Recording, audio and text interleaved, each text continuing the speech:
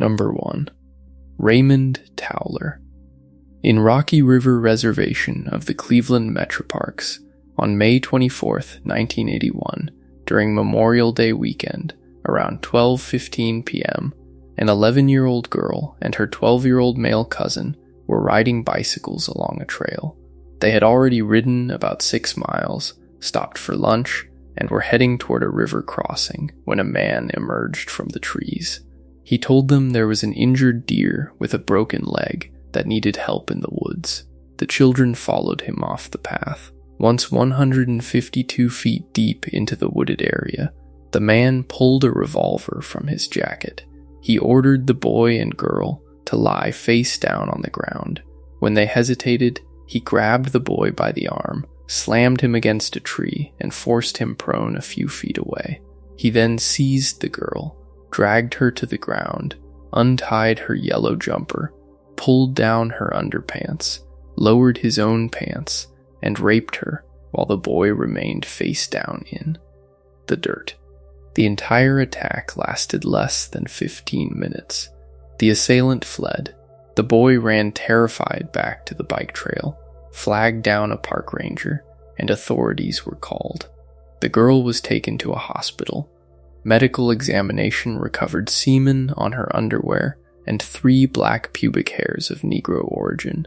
No gun was ever found, no fingerprints, no other physical evidence linked anyone to the scene. A female roller skater who had passed the group earlier described the man as a black male of average height and medium build, wearing a brown banlon shirt and carrying a jacket. Police created a composite sketch based on the children's descriptions. 19 days later, on June 12, 1981, 24-year-old Raymond Towler was driving through the same park when a ranger stopped him for a routine traffic violation, running a stop sign. The ranger noticed Towler resembled the composite sketch and took him into custody. Towler had no criminal record. He had served honorably in the United States Army. He was not carrying a gun. He had nothing on him linking him to the crime. Police placed him in a photo array. The 11-year-old girl, the 12-year-old boy, and the roller skater all identified Towler as the man with the gun. The identifications took time. The boy nearly 10 minutes, the girl nearly 15 minutes, but they picked him. That was the entire case against Raymond Towler. No forensic match to the semen or pubic hairs, no gun, no fingerprints. Towler presented a corroborated alibi. He had been at home with family and friends at the exact time of the attack. Multiple witnesses confirmed it. None of that mattered. In September 1981, a Cuyahoga County jury convicted Raymond Towler of rape, felonious assault, and kidnapping. Because the victim was under age 13, Ohio law required a life sentence. The judge added 12 to 40 years for the crimes against the boy. Towler was ordered to pay court costs of $1,951.95. He was 24 years old when he entered prison. He maintained his innocence every single day for the next 29 years. He had no physical evidence ever tying him to the rape or the gun. The conviction rested solely on 3 eyewitness identifications made from a photo array after a park ranger thought he matched a sketch. For 29 years, Raymond Towler remained locked up. He became one of the longest-serving exonerees in Ohio history at the time. The Ohio Innocence Project took his case after more than 2 decades. Ohio law had finally changed to allow post-conviction DNA testing in limited old cases. Towler and the Innocence Project filed immediately. Earlier attempts failed because technology was not advanced enough or samples were degraded. In 2004, testing was approved. Prosecutors were ordered to send pubic hairs from the scene. The envelope arrived empty. A month later, they were ordered to send material from under the victim's fingernails. That envelope also arrived empty. Eventually, clothing worn by the victims was sent. Initial tests found no semen on the clothing and came back negative. In 2008, Towler's case was featured in a Columbus Dispatch investigative series on 30 Ohio prisoners seeking DNA tests. The Innocence Project pushed for additional testing under the new law. The girl's underwear was retested using Y-star technology, which isolates male DNA by focusing on the Y chromosome. In May 2010, the final results returned. The Y-star testing on the semen from the underwear produced 2 partial male DNA profiles. Neither matched Raymond Towler. He was excluded as the source. Prosecutors reviewed the results and immediately asked the court to vacate the conviction. On May 5, 2010, in a brief, emotionally charged session in Cuyahoga County Common Pleas Court, Judge Eileen Gallagher threw out Towler's convictions. She recapped the case, discussed the DNA evidence, and ordered the charges dismissed with prejudice. The judge choked back tears as she told Towler he was free. At age 52, after exactly 29 years behind bars, Raymond Towler walked out of prison a free man. Prosecutors had no choice. DNA proved he was not the rapist. In 2011, the Ohio Court of Claims declared him wrongfully imprisoned. On April 25, 2011, the Ohio Controlling Board approved a $2,592,571 settlement from the Wrongful Imprisonment Fund, roughly $1.91 million lump sum, plus a $600,000 annuity for ongoing monthly payments. Towler's attorneys received $78,000 in fees. In 2012, he settled a separate federal civil rights lawsuit against the city and county for an additional $4.7 million. No physical evidence had ever linked him to the crime. The only evidence was 3 eyewitness identifications that NA later proved were wrong. The real perpetrator was never identified. Raymond Towler used part of the settlement to buy a house that became the Exoneration home, a residence offering stability and support for other men and women released after decades of wrongful conviction. He paid it forward to people like Charles Jackson, who had been exonerated after 28 years and needed a place to live after prison. Towler had entered prison at 24, with his whole future ahead of him.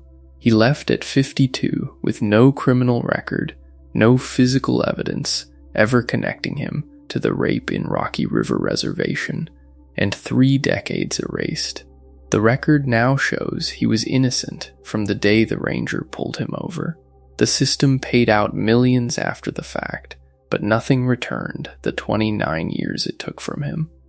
This was one case in Cleveland, Ohio, where a routine traffic stop, a composite sketch, and 3 photo array identifications sent an innocent man to prison for life. No gun, no forensics, no semen match. Just eyewitness testimony that science later shredded after 29 years. Raymond Towler's story is the facts, plain and brutal. Arrested June 1981 at age 24. Convicted September 1981 on identifications that collapsed 29 years later. Freed May 5th, 2010 at age 52. Declared innocent and paid millions by the state that stole his life.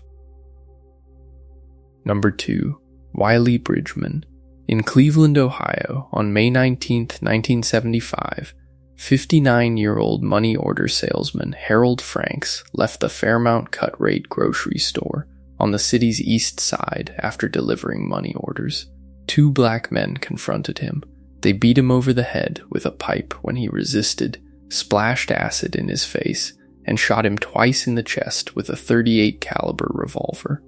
A stray bullet struck 58-year-old Anna Robinson, the store owner's wife, in the neck. She survived.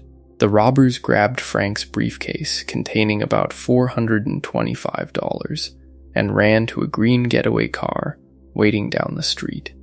Franks died at the scene. No gun, no briefcase, no car, and no physical evidence were ever recovered. Police had 3 suspects within days: 18-year-old Ricky Jackson, 20-year-old Wiley Bridgeman, and 17-year-old Ronnie Bridgeman. All three lived in the same East Side neighborhood, had no criminal records, and were known locally as good kids who stayed out of trouble. Wiley Bridgeman, born September 21st, 1954, was the oldest of the three. He had served in the Marines and received an honorable discharge for health reasons. He had no connection to the crime beyond living nearby. The entire case rested on one witness, 12-year-old Eddie Vernon, a paperboy who delivered to Jackson's family and knew the Bridgeman brothers. Vernon gave a statement to police within a week, claiming he saw the attack. He identified Ricky Jackson as the shooter, Ronnie Bridgeman as the man who hit Franks with the pipe, and Wiley Bridgeman as the getaway driver in the green car. There was zero forensic evidence, zero fingerprints, zero ballistics matches, and no other eyewitnesses who placed them at the scene. A 16-year-old neighborhood girl who entered the store right before the attack testified she saw two men outside, but neither was Jackson or either Bridgeman. Multiple classmates of Vernon's testified he was on the school bus with them blocks away when the shots rang out. Defense witnesses placed all three defendants elsewhere at the time. Wiley Bridgeman and Ricky Jackson were tried and convicted in August 1975. Ronnie Bridgeman was convicted in September. Each received the death penalty by electric chair. The juries were told incorrect instructions on the law. In 1977 and 1978, after Ohio's death penalty law was ruled unconstitutional, their sentences were commuted to life without parole. Wiley Bridgeman spent 3 years on death row. He came within 3 weeks of execution at one point. He maintained his innocence every single day. For 37 years, Wiley Bridgeman remained locked up. No DNA, no weapon, no physical link ever surfaced. The case was built entirely on the word of a child, who police had fed details and intimidated into testifying. Vernon later admitted he was blocks away on the bus, heard the shots, and only learned names from rumors on the street. When he tried to back out at the lineup, detectives threatened to arrest his parents for perjury if he changed his story. Police never disclosed Vernon's recantation attempt to the defense. They also dropped investigation of 2 other suspects whose car matched the getaway vehicle's license plate description and who had prior robbery and shooting convictions. In 2011, Cleveland Scene magazine published a detailed investigation exposing the inconsistencies in Vernon's testimony and the total lack of any other evidence. In 2013, Vernon's pastor visited him in the hospital. Vernon broke down and confessed he had lied to police in 1975, never saw the murder, and had put 3 innocent men in prison. He signed an affidavit confirming the coercion. The Ohio Innocence Project filed petitions for new trials.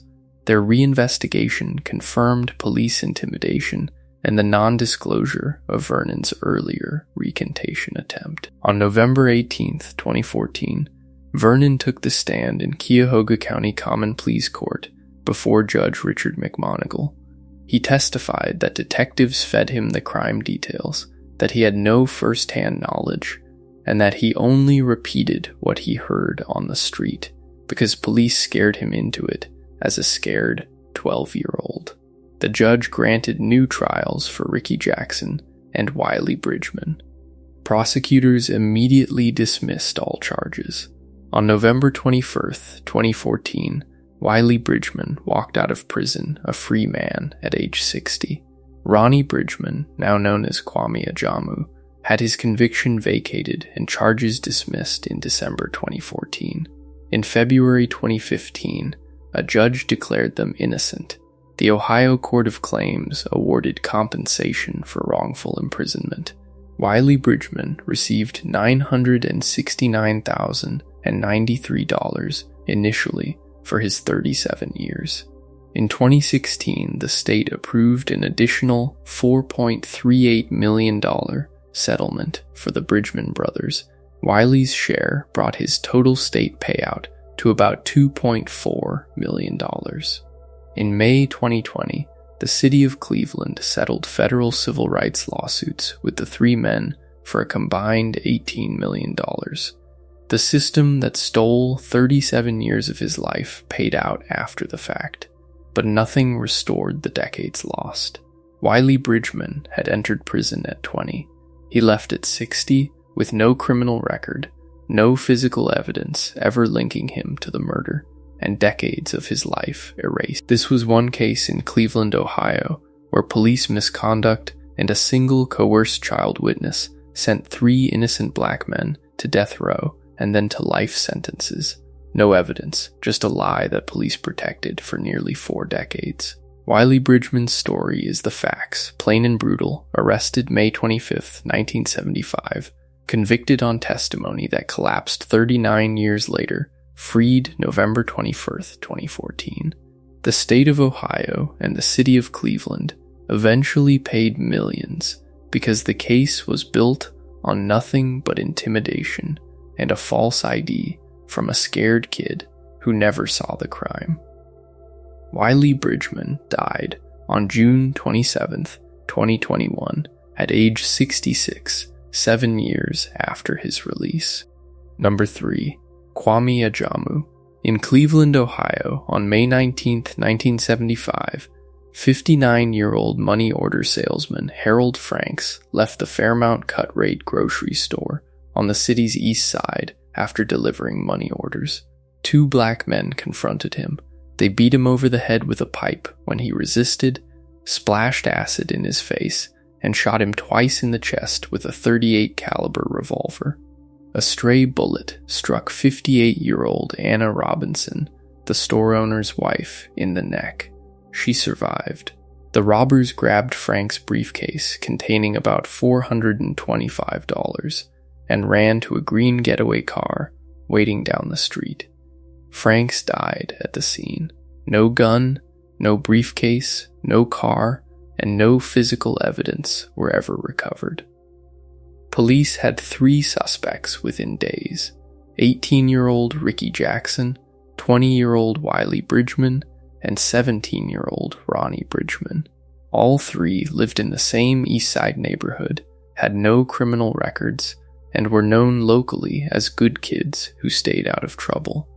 Ronnie Bridgeman, the youngest, was training as a machinist.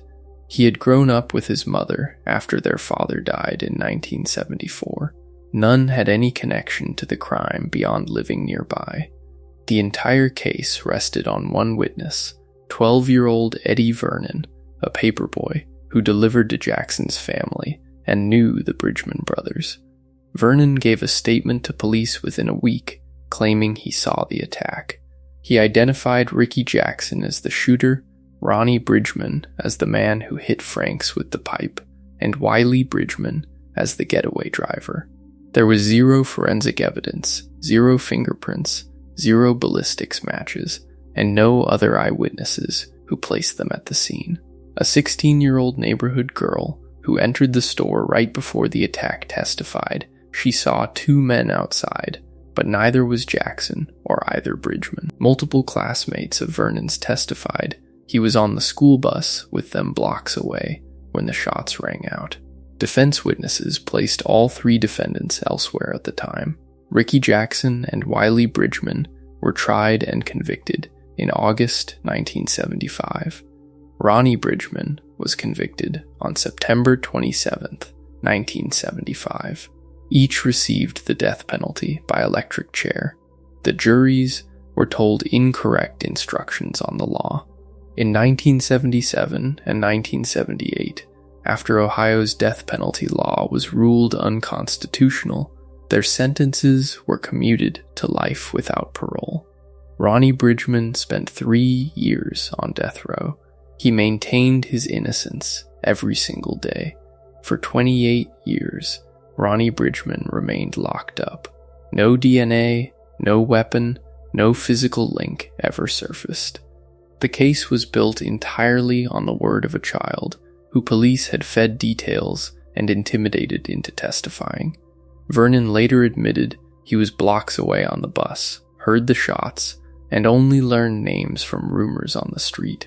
When he tried to back out at the lineup, detectives threatened to arrest his parents for perjury if he changed his story. Police never disclosed Vernon's recantation attempt to the defense. They also dropped investigation of 2 other suspects whose car matched the getaway vehicle's license plate description and who had prior robbery and shooting convictions. While in prison, Ronnie Bridgeman changed his name to Kwame Ajamu. He focused on education and earned an office job after his release. In January 2003, after exactly 28 years behind bars, he was paroled. He built a productive life on the outside, but still carried the conviction on his record. He continued fighting to clear his name alongside his brother and Ricky Jackson. In 2011, Cleveland Scene magazine published a detailed investigation exposing the inconsistencies in Vernon's testimony and the total lack of any other evidence. In 2013, Vernon's pastor visited him in the hospital. Vernon broke down and confessed he had lied to police in 1975, never saw the murder, and had put 3 innocent men in prison. He signed an affidavit confirming the coercion. The Ohio Innocence Project filed petitions for new trials. Their reinvestigation confirmed police intimidation and the non-disclosure of Vernon's earlier recantation attempt. On December 9, 2014, in Cuyahoga County Common Pleas Court, before Judge Richard McMonigle, Kwame Ajamu's conviction was vacated and all charges were dismissed. He became the 150th death row exoneree in the United States since 1973. Prosecutors had no choice but to drop the case after Vernon took the stand and admitted under oath that detectives fed him the crime details, that he had no first-hand knowledge, and that he only repeated what he heard on the street, because police scared him into it as a scared 12-year-old. Kwame Ajamu had entered prison at 17. He walked out on parole at 45, with the conviction still hanging over him. He was fully exonerated at age 56 after another 11 years of fighting on the outside. In April 2015, the Ohio Court of Claims awarded the Bridgeman brothers a combined $1.6 million in compensation for their imprisonment. Kwame Ajamu received $647,578 for his 28 years. In April 2016, the state approved an additional $4.38 million settlement. Kwame Ajamu's share brought his total state payout to approximately $2 million, including lost wages and legal costs. In May 2020, the city of Cleveland settled federal civil rights lawsuits with the 3 men for a combined $18 million. Kwame Ajamu and his brother split the remaining 60% after Ricky Jackson received 40%, or $7.2 million. The system that stole 28 years of his life paid out after the fact, but nothing restored the decades lost or erased the conviction that followed him for 11 years after parole. This was one case in Cleveland, Ohio, where police misconduct and a single coerced child witness sent 3 innocent black men to death row and then to life sentences. No evidence. Just a lie that police protected for nearly 4 decades. Kwame Ajamu's story is the facts, plain and brutal. Arrested May 25, 1975 at age 17, convicted on testimony that collapsed 39 years later, paroled January 2003 after 28 years, fully exonerated December 9, 2014. The state of Ohio and the city of Cleveland eventually paid millions, because the case was built on nothing but intimidation and a false ID from a scared kid who never saw the crime. Kwame Ajamu had been identified as the pipe-wielding attacker in a murder robbery, with 0 physical proof. He spent 3 years on death row in a cell, just wide enough to stretch his arms, came within weeks of execution, then served the rest of his sentence maintaining innocence, while his co-defendants remained locked up longer. The state paid him roughly $2 million from wrongful imprisonment funds and a share of the record $18 million city settlement. But the record shows he was innocent from the day he was arrested. Number 4. Laurese Glover. In East Cleveland, Ohio, on February 10, 1995, at about 5:30 p.m., 19-year-old Clifton Hudson Jr. was shot multiple times in the middle of the street in the 1700 block of Strathmore Avenue. He died at the scene. No murder weapon was ever recovered. Police had no physical evidence linking anyone to the gun. The case rested almost entirely on one eyewitness, a 14-year-old girl named Tamika Harris, who said she saw the shooting from her bedroom window. She initially described a black sport utility vehicle and a shooter she did not know. Within days, East Cleveland detectives Vincent Johnstone and Michael Perry focused on 3 local black teenagers with no criminal records: 17-year-old Laurese Glover, 18-year-old Eugene Johnson, and 17-year-old Derrick Jamison. The 3 had been riding together in a black Chevrolet Blazer earlier that afternoon. Gunshot residue tests came back positive on their hands and clothing. Detectives treated the residue as proof they had fired a gun. They had no fingerprints, no ballistics match, no DNA, and no other witnesses who placed the 3 at the exact spot of the shooting. Detectives brought Tamika Harris to the station and showed her only photo arrays of Glover, Johnson, and Jamison repeatedly, while telling her these were the men who killed Hudson. They pressured her until she identified Johnson as the shooter who stepped out of the black Blazer. Harris later said the detectives guided her identifications and made her feel she had no choice. 2 other child witnesses, brothers ages 8 and 9, told police they saw a man run from the post office parking lot across the street right after the shots and get into a different car. That information was never turned over to the defense. A police report also contained information that Hudson had received death threats from other people in the days before he was killed. That file was deliberately hidden. Glover, Johnson, and Jamison were charged with murder. In January 1996, all 3 were convicted. Glover received 15 years to life. Johnson and Jamison each received 18 years to life. The only real evidence at trial was Tamika Harris's identification and the gunshot residue tests. No gun, no eyewitnesses to the actual shooting besides the coerced teenager, and no physical link to the crime scene beyond the disputed residue. The 3 men went to prison as teenagers. Laurese Glover entered at 17. For the next 20 years, Glover remained locked up. He maintained his innocence the entire time. In 2009, the Ohio Innocence Project re-examined the gunshot residue evidence with modern science and showed it was unreliable. It could have come from being near a fired gun, from police handling, or from secondary transfer. The real break came years later when the Innocence Project obtained the suppressed police file that had been hidden since 1995. The file contained the 2 young brothers' statements and the death threat information pointing away from the 3 teens. On March 26, 2015, Cuyahoga County Common Pleas Judge Nancy Margaret Russo vacated all 3 convictions after finding that prosecutors had suppressed exculpatory evidence and that a former prosecutor had maliciously inserted himself into the case to keep the file hidden. Glover, Johnson, and Jamison walked out of prison on bond that same day.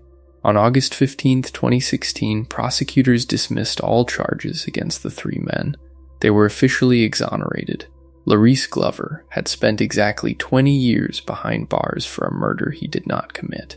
No physical evidence had ever linked him to the gun or the scene beyond the now debunked residue and the coerced testimony of a scared 14-year-old who later recanted.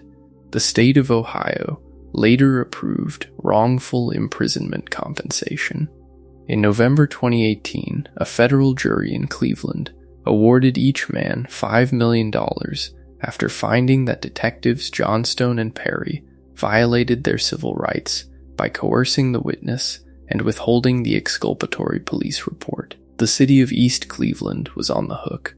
separate settlements with Cuyahoga County brought the total payouts for the three men to roughly $19.5 million combined. This was one case in East Cleveland, Ohio, where police misconduct, a suppressed police file, and a single coerced 14-year-old witness sent three innocent black teenagers to prison for 2 decades. No gun, no forensics tying them to the murder, just gunshot residue that science later shredded and a witness identification that detectives manufactured. Laurese Glover's story is the facts, plain and brutal, arrested in February 1995 at age 17, convicted in January 1996 on testimony and evidence that collapsed 20 years later, freed on bond March 26, 2015, charges dismissed August 15, 2016. The state and the city eventually paid millions because the case was built on nothing but pressure, hidden reports, and a lie that police and prosecutors protected for 2 decades.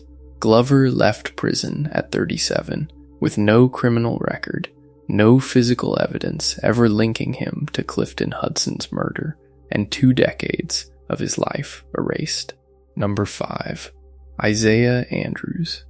In Cleveland, Ohio, on September 18, 1974, a man on his lunch break found the semi-nude body of Regina Andrews in Forest Hills Park near the public swimming pool parking lot on the border of Cleveland and Cleveland Heights.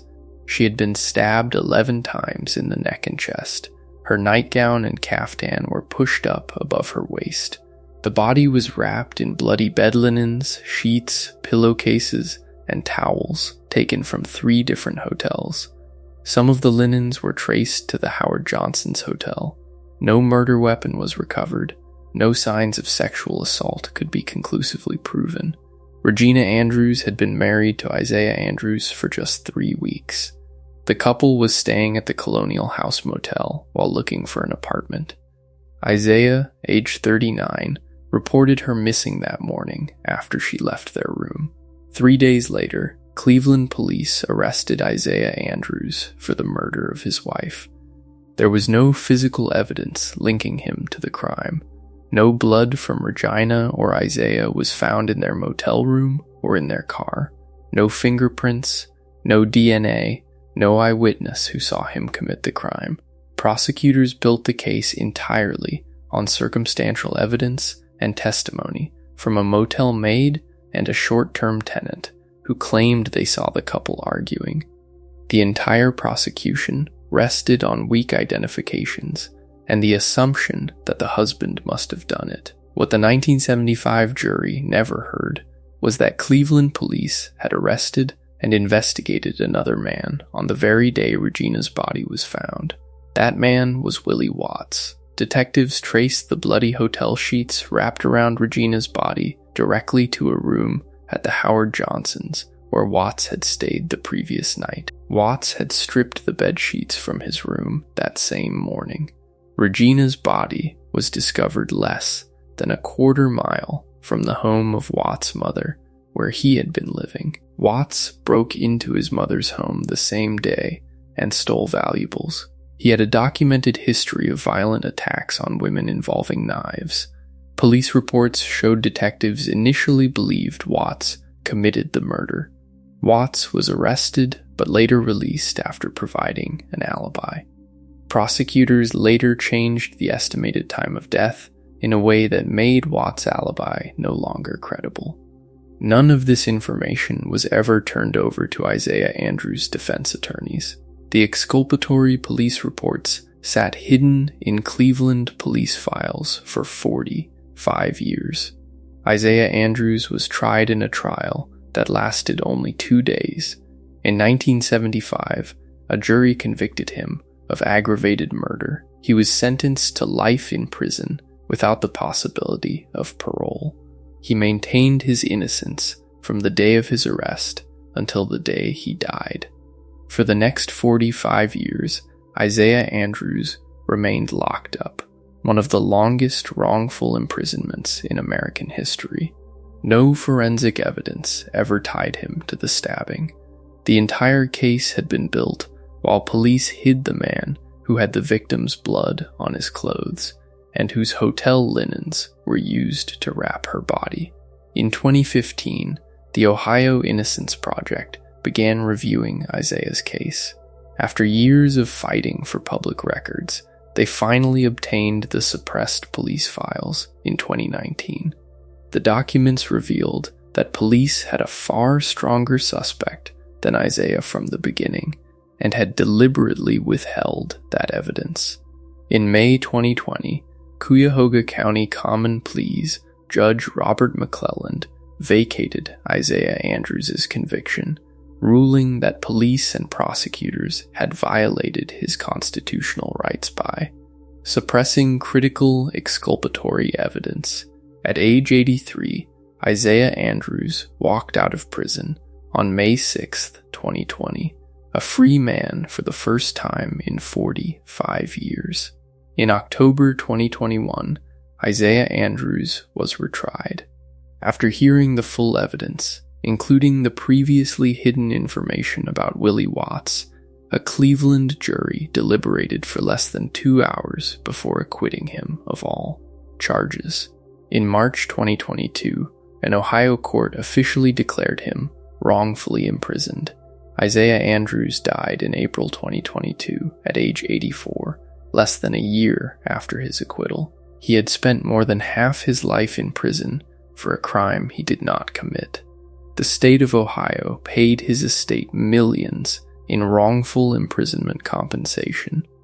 In June 2025, the city of Cleveland agreed to pay $7.9 million to his estate to settle the federal civil rights lawsuit over the police misconduct and suppression of evidence. This was one case in Cleveland, Ohio, where police hid evidence of a much stronger suspect, manipulated the timeline, and sent an innocent man to prison for nearly 5 decades. No physical evidence, just a rush to convict the husband while protecting the real killer. Isaiah Andrews' story is the facts, plain and brutal. Arrested September 1974, convicted after a 2-day trial in 1975, freed May 2020 at age 83, acquitted October 2021. The system that destroyed his life paid out millions after the fact, but nothing could return the 45 years they stole from him. The record now shows he was innocent from the day they arrested him. Number 6. Charles Jackson. In Cleveland, Ohio, in the early morning hours of April 7, 1991, at an apartment building on Othello Avenue, 29-year-old Joe Travis was found dead in the hallway from a single gunshot wound to the head. Ronald Lacey was shot at in the same incident but survived. The shooting stemmed from a confrontation earlier that night at a drug house inside the building. A woman who sold drugs there had argued with an intoxicated man named Charlie Davis. Davis vowed revenge. His brother and another man returned and opened fire. No gun was ever recovered.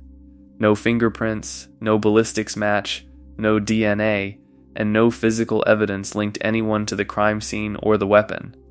2 weeks later, Cleveland police pulled over 27-year-old Charles Jackson in a brown or maroon 1978 or 1979 Monte Carlo that matched a witness description of the getaway car. Jackson had no drugs on him. Police arrested him anyway. Charles Jackson was the youngest of 10 children. He had 4 children of his own. He had no criminal record tying him to the shooting or to any violence.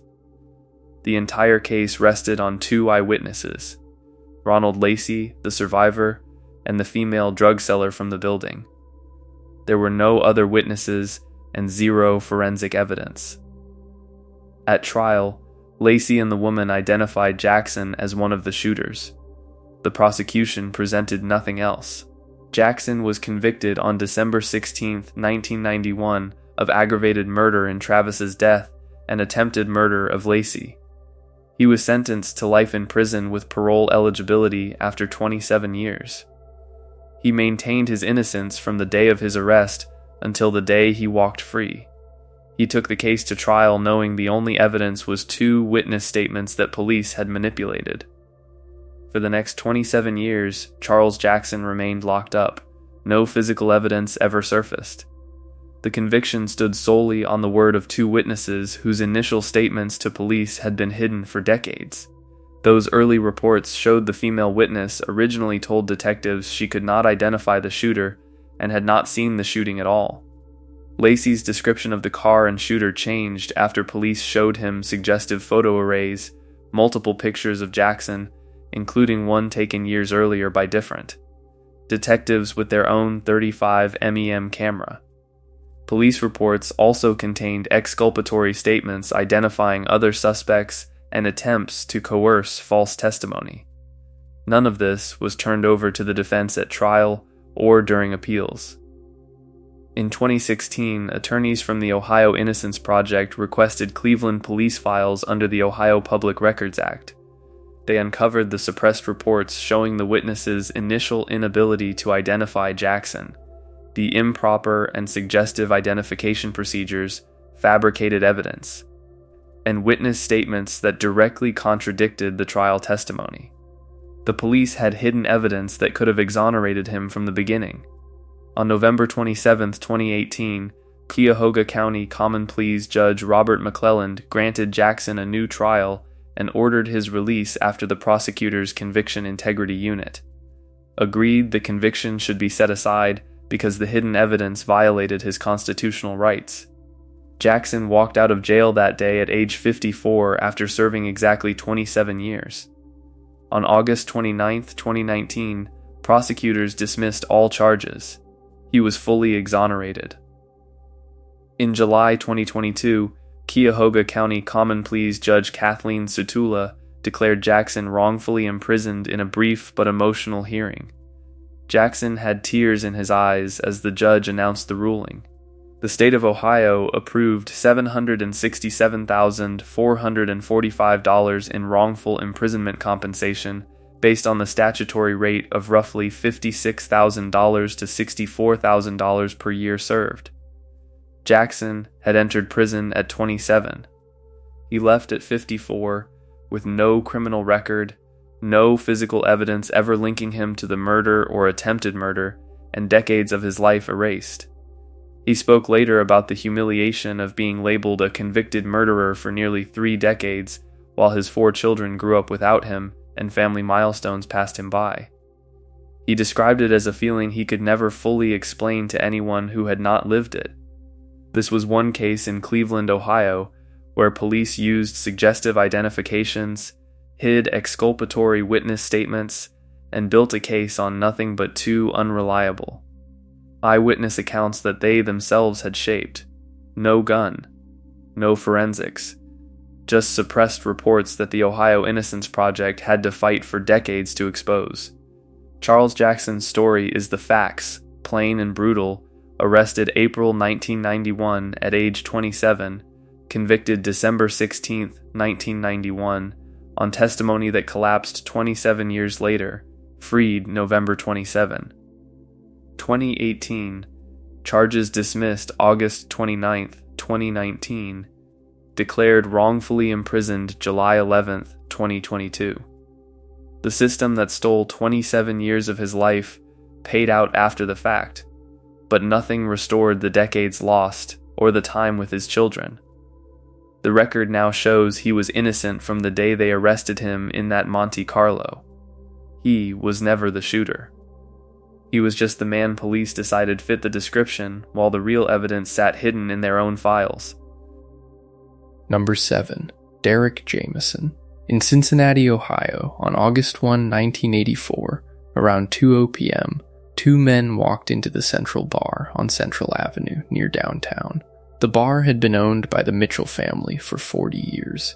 24-year-old Gary Thomas Mitchell, who suffered from cystic fibrosis and was already in poor health, was tending bar alone. The men robbed the cash register and beat Mitchell savagely. They stomped on his head repeatedly, causing massive head trauma. 2 patrons found him unconscious behind the bar a short time later. Mitchell was rushed to the hospital, but never regained consciousness. He lingered in a coma for 9 days before dying on August 9, 1984. No murder weapon was recovered. No fingerprints, no DNA, no ballistics, and no physical evidence tied anyone to the beating or the robbery. The case rested entirely on witness statements and the word of one man who cut a deal. Police quickly focused on 24-year-old Derrick Jamison and a co-defendant named Charles Howell. Jamison had no criminal record linking him to violence or robbery.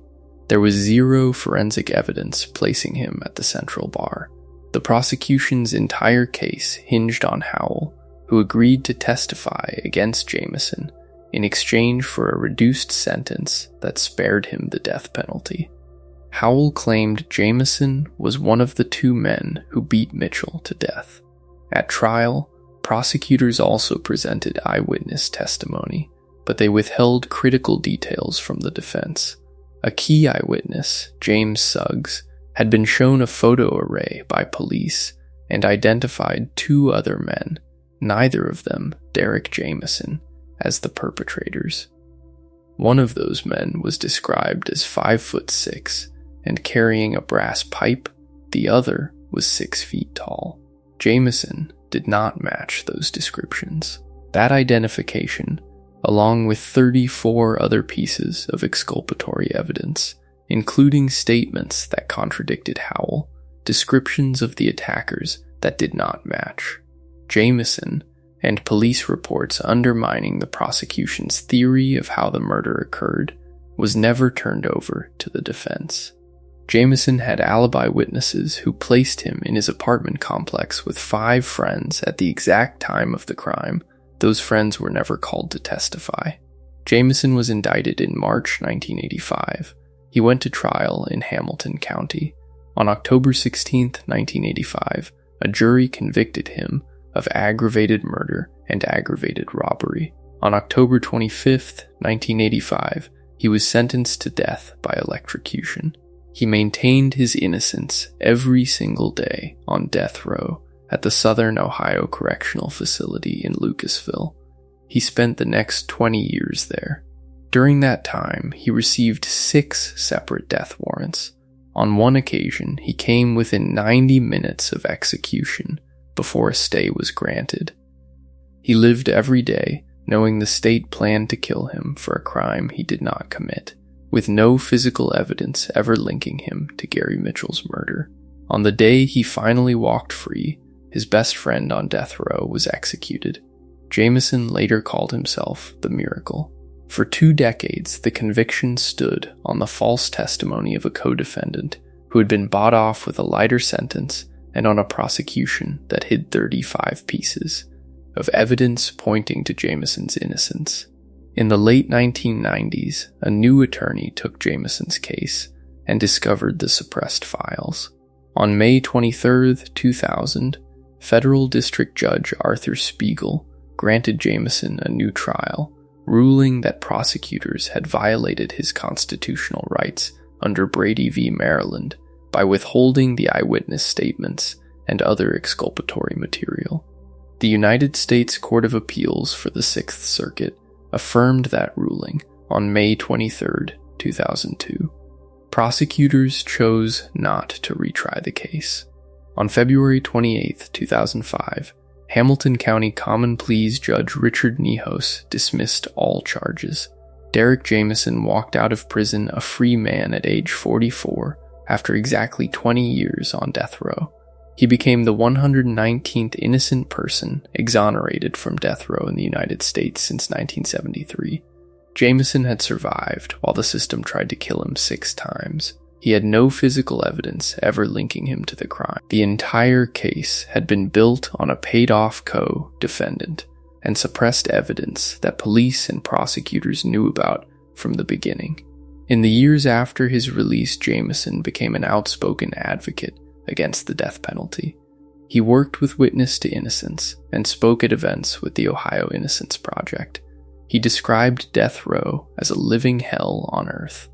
For more than 20 years after exoneration, he received no compensation from the state of Ohio, despite a statute that allows exonerees roughly $40,000 per year of wrongful imprisonment plus lost wages, attorney fees, and court costs. In June 2024, he filed a lawsuit in Hamilton County Common Pleas Court seeking a formal declaration that he had been wrongfully imprisoned. On March 5, 2026, Judge Christopher McDowell granted that declaration, clearing the way for Jamison to seek monetary compensation, potentially more than $1 million. No apology from the original prosecutors or the state has ever been issued.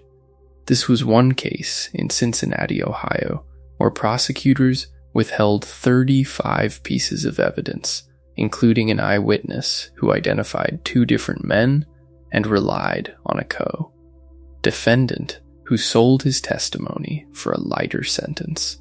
No physical evidence, no forensics. Just a lie protected by the state for 20 years while they tried to execute an innocent man 6 different times. Derrick Jamison's story is the facts, plain and brutal. Arrested 1985 at age 24, convicted October 16, 1985 on suppressed evidence, and a paid-off witness sentenced to death, freed February 28, 2005 after 20 years on death row, formally declared wrongfully imprisoned March 5, 2026. The system that nearly killed him paid nothing for 2 decades and only now faces the possibility of compensation because a judge finally called the conviction what it always was, wrongful from the day it was handed down. The record now shows he was innocent the entire time. He was never in that bar. He was never the man who beat Gary Mitchell to death. He was just the man police and prosecutors decided to frame, while the real evidence sat hidden in their own files.